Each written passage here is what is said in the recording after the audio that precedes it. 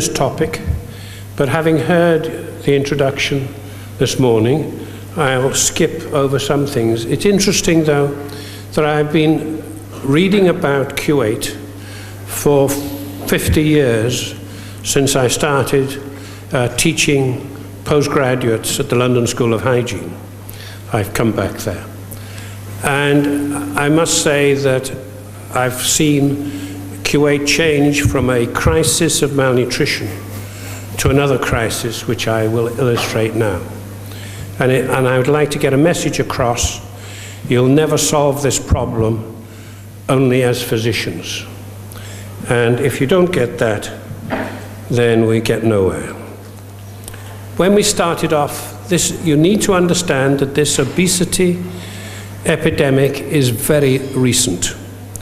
20 years ago, for the World Health Organization, we thought that this condition called chronic energy deficiency, in other words, malnutrition, affected not only children, but the adults in the population. And in fact, we then looked for data across the world, and we discovered only in India, Ethiopia, which was in a famine, Senegal at war, and in Haiti, was there a big problem. All the rest of the countries were already with BMIs over 25. So 20 years ago, that's the only time, and we still took another 5 years to persuade the World Health Organization that obesity was a problem.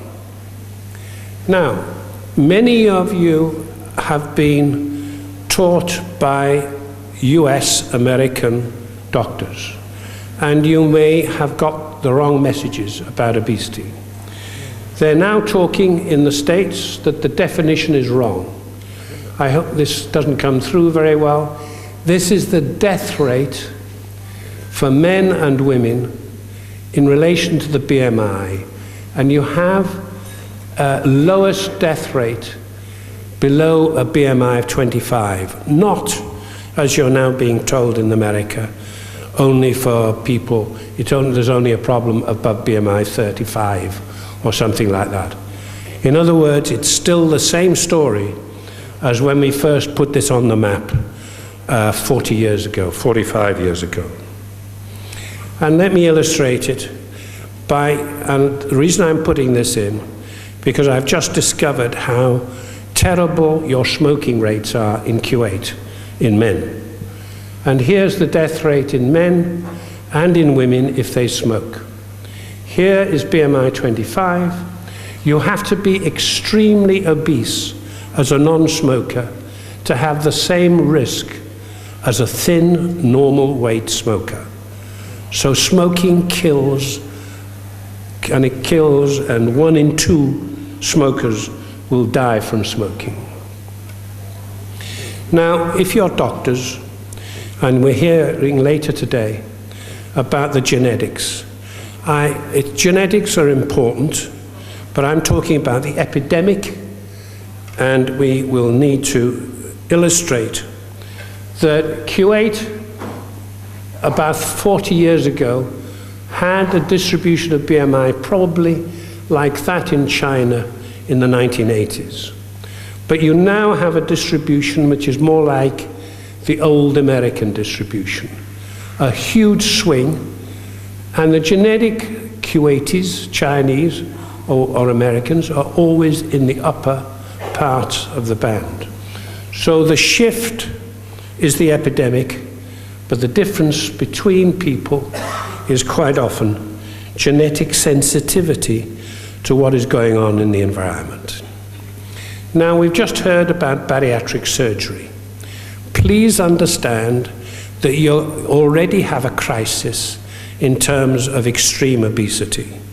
Here are British data to show that even though we think the epidemic has almost stopped in Britain in terms of increasing BMIs, the people with BMIs over 40, that is going up and up and up and up. The extremes, and this is 45 to 65, they're the worst. So you are guaranteed to have huge numbers with severe obesity potentially requiring bariatric surgery, unless you do something about it as a government and as a nation, not simply as doctors treating people. Here is WHO showing that if you look at the people who are the most obese, they are in Southern America, and here's the Middle East and North Africa. This is Kuwait, at the top for women, and actually this is for men. The North Americans, US men, are fatter now. This is the big increase from 1980 to 2008. Huge increase in women, but the Middle East has shown the biggest change pretty well, the biggest change that you can find in the world. So what are you doing wrong? Well, you've seen these are the old pictures I used to show. And here is the latest data from about 6 weeks ago.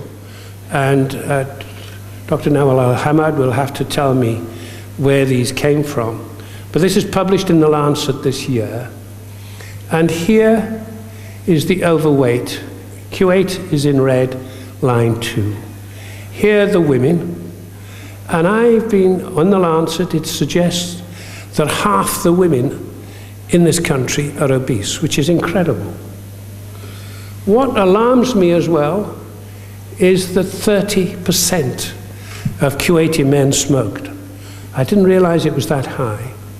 That's a government disaster, because there's now a law, and in the local hotel, this hotel, I was asked whether I wanted to sit in the smoking or non-smoking area. You should be legally banning smoking in all public places. That's part of the law the government has agreed to institute, and I'm shocked that it's still not happening. So you've got a huge problem. Bahrain may be worse in some ways, but Kuwait is top of the whole of the region, and that includes Saudi and the UAE. And here, I'm going to show this tomorrow, but here is the death rate from non-communicable disease. And at the top is the high-income countries. This again is about 6 weeks old.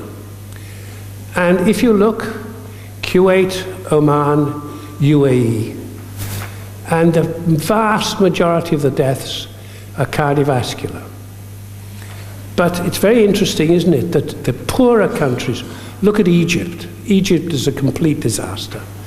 But you're still nearly at the top of the lower income countries. Now, you may say, well, this has been going on for years. That is not true. Here is, Kuwait is in the in the high income country. Look at this huge increase in a very, very short time from 1990 to 2010. So in a 20-year period, this is glucose going up, showing diabetes, blood pressure increasing, not decreasing, as in most places. Poor diet, it's terrible. Low physical activity. But look at the BMI increase. Now, everybody talks about people who are sick, and it costs money. But if you want to do any work, it also costs money at work. And you also actually are using up money, paying for cars. I noticed that people are complaining about the traffic this morning. Well, because you've got a crazy transport system. You've done all the wrong things, just as we did in Britain 50 years ago. And you've got enormous problems because people who are obese do not work as well as people who are thin. And it gets worse. Because what I want to tell you is that your history makes you super sensitive to all the complications of obesity. These are Asian people who may be working for you here in Kuwait. These are Asians in Britain, and as they get fatter, their waist goes up. These compare with British men. But here, I developed this last night. And here are Asians in India, and these are these are men who are Caucasian, so they could be in Britain, and these are Asians up here. The Asians are much higher than the Europeans. As your BMI goes up, your risk of diabetes goes up. In Asia, you are super sensitive for Asian people to become diabetic. And I used to work with the government in Mexico, and here I put in Mexican data, women there. I've also worked for much of my life in the Caribbean, and I could only take the averages here, Barbados, and here. Now, last night, I tried to work out where Kuwait was. And here, averaging men and women is where Kuwait is. So you are so high, nearly 20% diabetes, almost an average BMI of 30. It's a complete disaster. You're going to be economically ruined, even though you're wealthy. You're going to be in a crisis in 15, 20 years' time, unless you do something about it. Now, you're going to hear shortly that this is locked into malnutrition. And you may say, malnutrition, you've been talking about obesity. But 40 years ago, the whole of the Middle East was malnourished. So the 40 people who are 40, 30, 40, 50, and 60-year-old from Kuwait now, almost certainly were relatively malnourished in pregnancy and in early life in Kuwait. Therefore, they're very sensitive. So you have a whole generation of adult Kuwaitis who are sensitive to developing diabetes because they were malnourished when they were young. I won't dwell on that because we're going to hear about it shortly. But this is the story. In Kuwait, in the old days, babies were born small. They grew up short. I noticed that many of you are short like me. I'm still taller than my mother and father. Can everybody put up their hand if they're taller than their mother or father? I'm taller than my mother or father. Anybody's taller than their mother and father, put up your hand. Not many. That's interesting. This is the smallest response I've had in any audience, and it suggests to me that stunting and malnutrition has persisted for longer than the 40 years. So I think perhaps for 20 to 30 years, you've had a malnourished population, and I'll show that in a minute. So this is what's been going on for thousands of years. Small babies, small women, producing this circle. And we know now that that conditions the normal genetics that we inherit. And you'll hear much more about this in a few minutes. Now, if you're born small, it's very likely that you're going to grow short for the first few months of life. And we showed this about 10 years ago, just 15 years ago, and this changed UNICEF policy.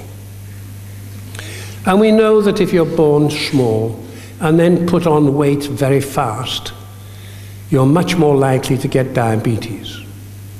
If, however, if you're an obese woman and you have a big baby, and they also put on weight fast, they will also get diabetes.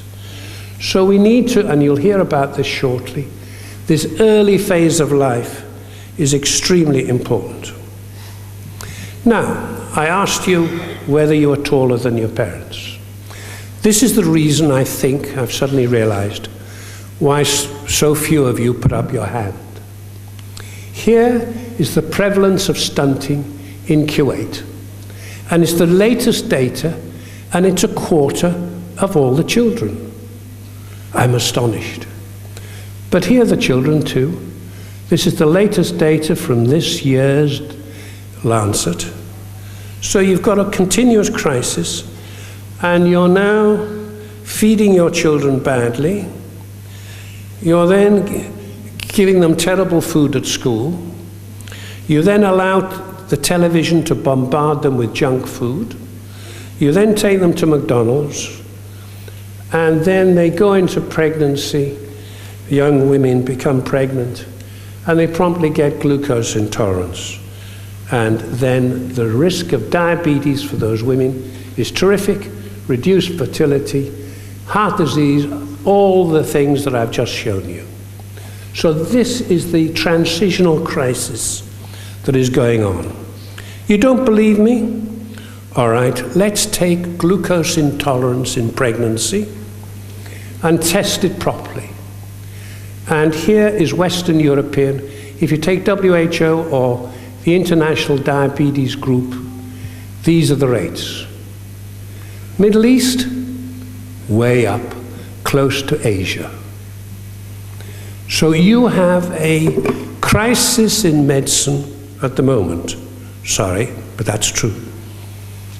And what you'll hear probably shortly, that if women go into pregnancy and they're getting a bit plump, still normal body weight, then their children will be fatter, particularly the girls. There seems to be a sex-specific amplification of the crisis going on into generation after generation. And I will just put up this, and perhaps we'll hear about it shortly. But this is a suggestion that we may have the wrong fats in the diet of pregnant women, because if they have a lot of N-6, which we used to think polyunsaturated fats very good, that actually increases the chances of the children being obese. And we now know from experimental animal studies that it actually increases the number of fat cells in pregnancy as the fetus is developing. Can you do anything about it? Yes, if you had a sensible policy in Kuwait, you'd be preventing diabetes.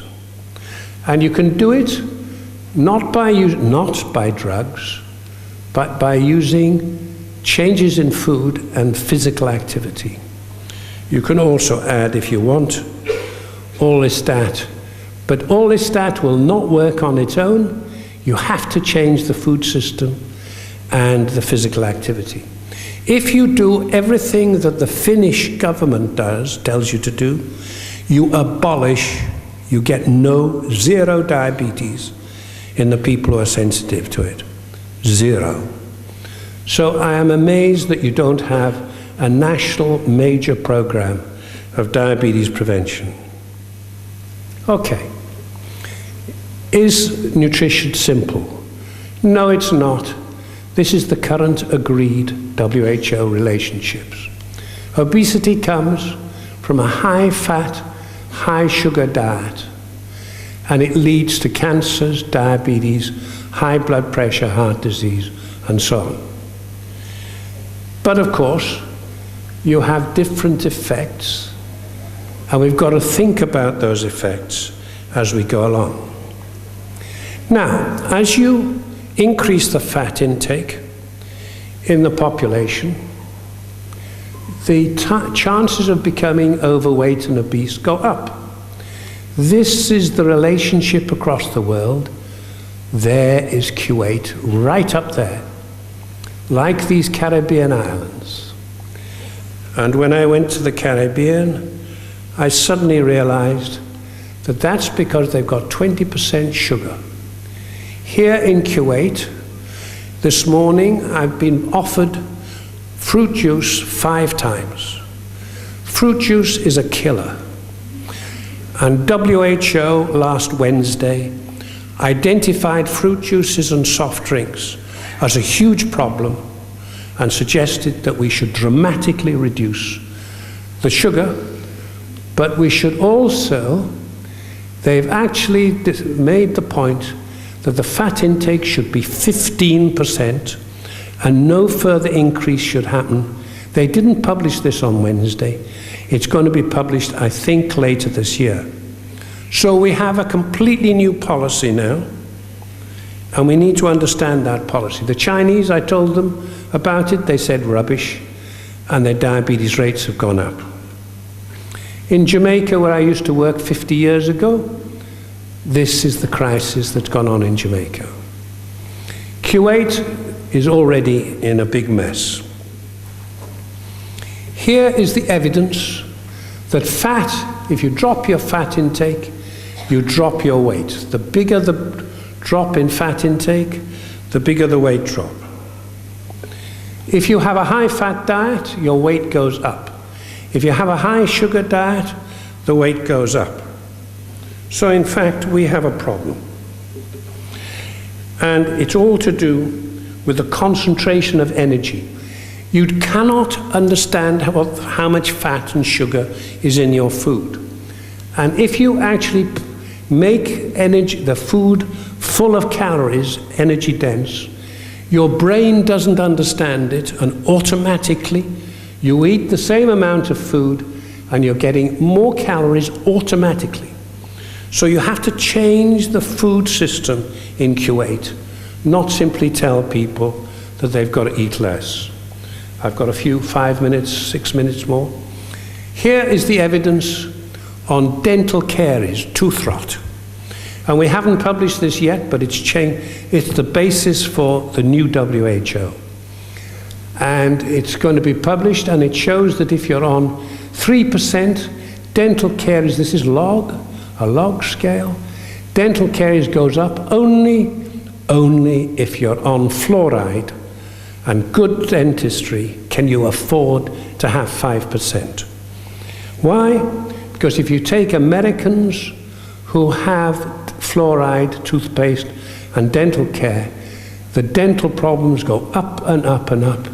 They're on about 15% sugar intake. 10% is too high, and half the teeth of North Americans are rotten. They've had to have dental repair by the time they're middle-aged. So in fact, we've got a chronic disease crisis.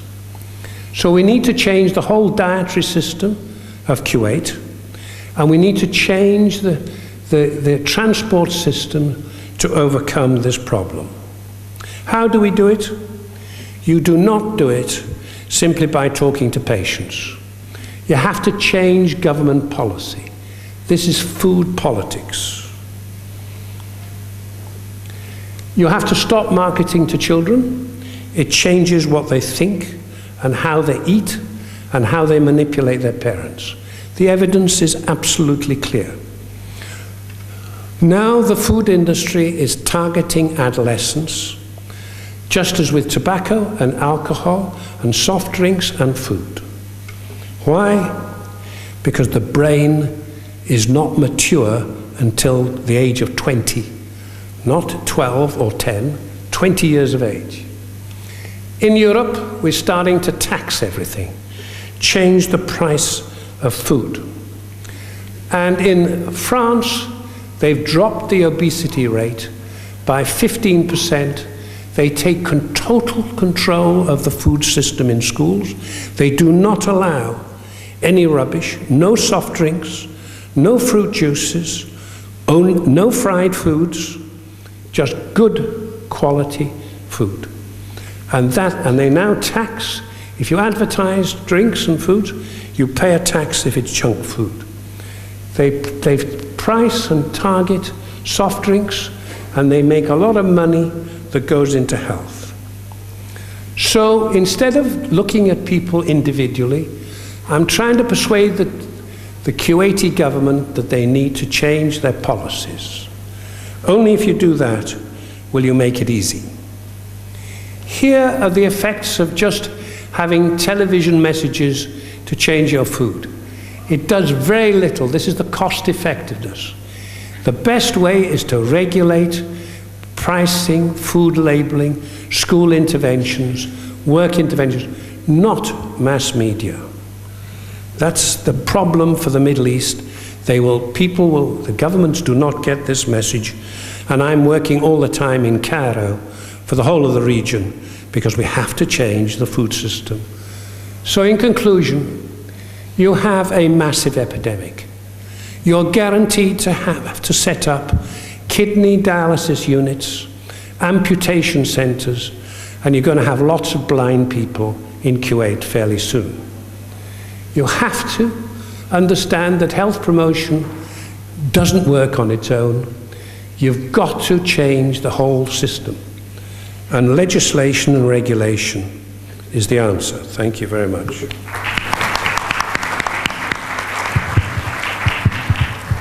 Thank you, Professor. Very interesting presentation. We'll leave the questions for after the second lecture. Could please Dr. Atul Singhal please present his presentation, Influence of Intrauterine and Early Life Experience on Future Obesity. Dr. Atul Singhal is the Director of Childhood Nutrition Research Center, Institute of Child Health, University College in London. He's also Professor in Pediatric Nutrition at the University College London. Please. Thank you very much. Well, thank you very much for the organisers for inviting me to come and talk to you this morning about the impact of early life factors on long-term risk of developing obesity. And as very kindly introduced, I'm Atul Singhal, Professor of Pediatric Nutrition at the Institute of Child Health, which is a part of University College Hospital in London. I'm also a paediatrician at the main children's hospital, also in London. And for those of you who haven't been to London for a while, I'd just like to remind you what London looks like. This is London over the last few months and weeks. We've had the wettest winter on record with huge amounts of flooding in the southeast. So I'm going to talk to you about the importance of early nutrition, for example, breastfeeding, for future health, for instance, your risk of developing obesity many, many years later. And somebody clever once said about the future, there are three types of people: those who let it happen, those who make it happen, and those who wondered what happened. And my job is to convince you that pediatricians, healthcare professionals that work with children, but most importantly mothers, when it comes to health, really do make the future happen. But I'm going to start off in the past with the words of Thomas Edison, who's the American inventor of the light bulb, who said that the doctor of the future will no longer treat the human frame with drugs, but rather will cure and prevent disease with nutrition. Now, as you know, when Edison said this, the main problem in nutrition was meeting nutritional requirements. The classic example, the role of vitamin D in the prevention of rickets. And for much of the world where malnutrition is common, this is still actually the case. But more recently, we've begun to recognize that nutrition has a role beyond that of meeting nutritional requirements and really matters for long-term health. And it's these far-reaching effects of nutrition for cognitive function, bone health, atopic disease, obesity, and cardiovascular disease, which I think is going to turn out to be the most important and which I'm going to talk about here. And this is known as the developmental origins of adult disease hypothesis. And this hypothesis suggests that it's not just nutrition in adults that causes obesity and cardiovascular disease, but nutrition throughout the life course has an impact on health. The effects of nutrition of mothers, fetal life, infancy, early childhood, and adolescence. And for this presentation, I'm going to focus mainly on infancy, but briefly also cover pregnancy. Now, you've heard this morning that in this century, we've gone from problems of nutritional deficiency to nutritional excess. And whatever your view of this increase in obesity as an epidemic, problem, threat, issue, or even hype, this is an advert from the food industry. I think it's difficult to argue against the idea that the increase in obesity is becoming a cause for concern. WHO have estimated that 1.5 billion adults, that's nearly a quarter of the world's population, is already overweight, obese. For the first time in human history, there are more people who are overweight than there are those who are undernourished. And you've seen this sort of data, the population with a BMI of over 30, and you can see the Middle East is very heavily represented. And perhaps the greatest increase in obesity has occurred in children, and this has generated a huge amount of press coverage. Around the world, there are 43 million children under the age of 5 who are already overweight or obese. Now, at a very simple level, we can argue that obesity results from energy intake being greater than energy expenditure over a period of time. And this imbalance doesn't have to be very much, as anybody that's ever tried to lose weight knows. We also know that your genes and the environment in which you live contribute to energy balance and hence your risk of developing obesity. But in the last 10 years or so, we've begun to recognize there's a third arm, the role of developmental factors. How you're fed in infancy and your pattern of infant weight gain also influences energy balance. And it's this concept of developmental factors interacting with the gene's environment which gives us a whole new opportunity for the primary prevention of obesity. So what I'm going to do here is I'll give you some of the evidence to show that early nutrition is important for long-term health. I'm going to discuss the benefits of human milk. Now, you know the short-term benefits, but I'm going to argue it's the long-term benefits of human milk that are going to turn out to be most important. I'm going to briefly cover the mechanisms involved and finally consider the implications for public health.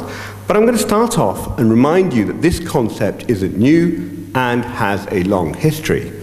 In fact, first emerged in the 1960s with the work of this man, Professor McCants. And he looked at what happens to weight gain in rats if you reduce their nutrient intake by increasing the litter size. He showed that rat pups raised in larger litters receive less breast milk than those placed in small litters, and as you'd expect, these rats were smaller at the end of the suckling period, the undernourished rat compared to the well-nourished rat. Nothing too exciting. But what was exciting was that this effect was permanent. So here we have body weight against age, the undernourished group, the well-nourished group, and weaning shown by the arrow. Now you can see that the growth trajectory of these two groups of animals continued to diverge into adult life, and it didn't matter what you fed them after weaning. In contrast, if you manipulated their nutrient intake after weaning, you had a short-term effect, but no final effect on the adult size. So something was happening before weaning, and that's the reason this concept's so important for pediatricians. And over the years, this concept's been given a variety of terms, such as metabolic imprinting, entrainment. The term I prefer is programming. Alan Lucas has defined programming as the process by which a stimulus insult, such as breastfeeding, has a permanent and long-term effect on the structure and function of an organism. You risk of developing obesity many years later. And there are many, many examples of programming. In baboons, for instance, just a brief period of overfeeding after birth dramatically increases the risk of developing obesity. In these studies, Lewis and colleagues showed that if you overfed baby baboons, you made them fat. Nothing happens in childhood, but you greatly increase the risk of obesity in adult life. Now, this study illustrates the two most important concepts in programming. These effects may not be seen many, many years later, and the effect illustrates the importance of overfeeding, particularly in infancy. And it's not just size that's affected by overfeeding. In animal models, if you overfeed them in early life, you increase their cholesterol concentrations, increase the risk of diabetes and insulin resistance, obesity and leptin resistance, and as you'd expect with all these, reduced lifespan.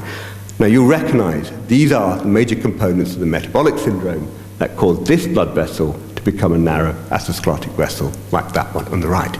So that's all the animal data I'm going to present. The first evidence for programming in humans was actually obtained in 1970 when rapid weight gain from the first 6 weeks of life was associated with obesity many years later. And then, as you've heard, in the mid to late 1980s, you had the first observational studies that linked small size in early life with later cardiovascular risk factors. And this led to the fetal origins of adult disease hypothesis put forward by David Barker and others.